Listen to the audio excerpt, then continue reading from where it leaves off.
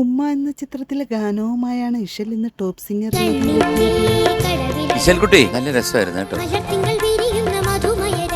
അയ്യോ കഴിഞ്ഞ പ്രാവശ്യം കൊച്ചല്ലേ കരഞ്ഞേ. ബാബുരാജിന്റെ സംഗീതത്തിൽ എം രാജയും പി ലീലാമയും ചേർന്നാലപിച്ച ഗാനമാണ് താരം മനോഹർ.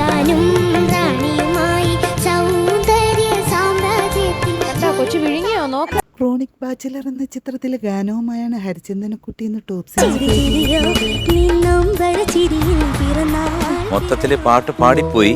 പക്ഷേ ദീപക് ദേവിന്റെ സംഗീതത്തിൽ കെ ജെ യേശുദാസും ഗംഗയും ചേർന്നാലപിച്ച ഗാനമാണ് താരം മനോഹർ.